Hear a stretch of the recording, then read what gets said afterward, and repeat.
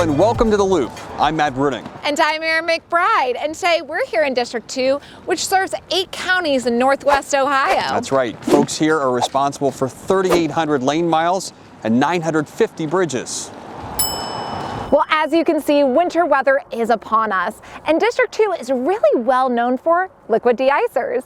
Eric Mainhart, Transportation Manager at Fulton County Garage, gives us the lowdown. Our brine is a mixture of tap water and rock salt.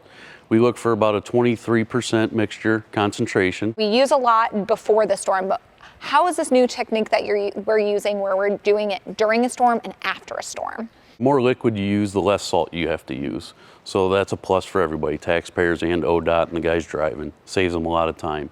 After the storm, depending on what we're dealing with, if it's hard pack's really hard to clean up with just salt by itself. So we like to use a lot of liquid to hopefully help that process go a little quicker. Just another example how we're working more efficiently with the resources we have to keep you safe on the roadways. Here in Williams County, ODOT has agreements with local communities for things like salt, brine, and storage space.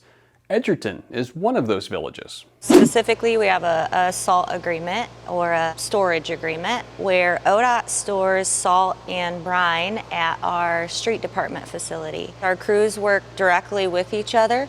The best way that I like to explain it to people is we're serving the same group, and because of the efficiencies, we're able to not spend taxpayers' money twice. Well, Edgerton's a long ways away from our garage, and it saves a lot of time and money to pay the rental space and to store salt there in the middle of a storm instead of having a truck come all the way back here if they run out in that area. How much time do you think it saves? Oh, probably to get there and back would be about an hour. ODOT is partnering with the City of Toledo to address pedestrian safety concerns. Our Who Knew Guru tells us more.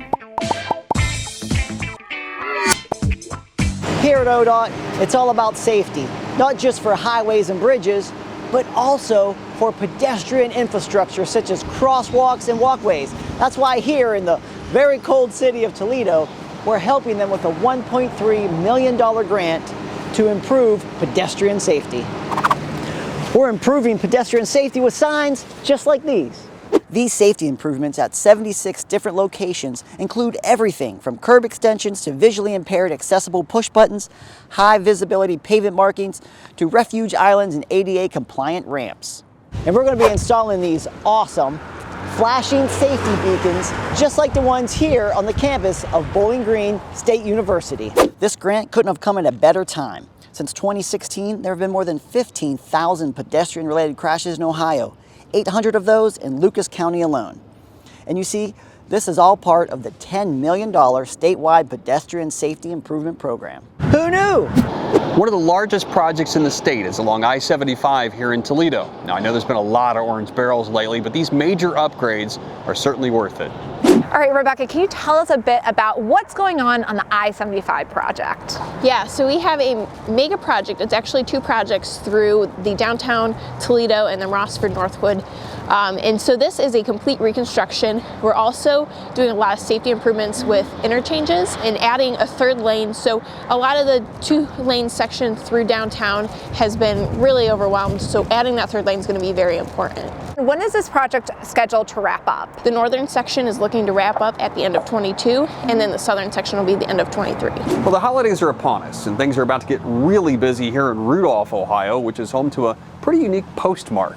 It's also getting busy in ODOT District 2, where Public Information Officer Kelsey Hoagland shows us how our employees are giving back to the communities they serve at the holidays. That's right, Matt. We're back here in Bowling Green, and this is the collection point for this year's Santa Project. Now, the Santa Project has been around in District 2 for over 20 years. Originally started in our HR department, now managed by our HMA department. What's the breakdown this year? We have dozens of families with over 55 kids in Lucas and Wood counties receiving gifts from our generous District 2 employees. What makes this so great? Spreads holiday cheer for everybody.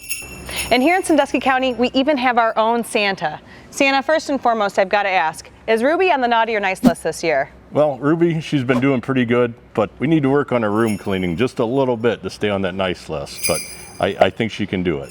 All right, Ruby, take the notes. Santa said you've got to clean your room a little bit, okay? Well, of course, here we've got your sleigh.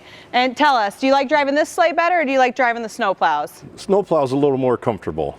Radio, air conditioning, heat. This gets a little cold in the winter. Thanks, Kelsey. And thank you to everyone in District 2 for letting us come out here today. Yeah, it was a lot of fun, and it was very cold, but a lot of fun.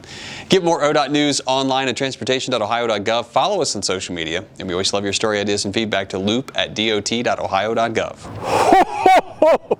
And now, You're in the loop.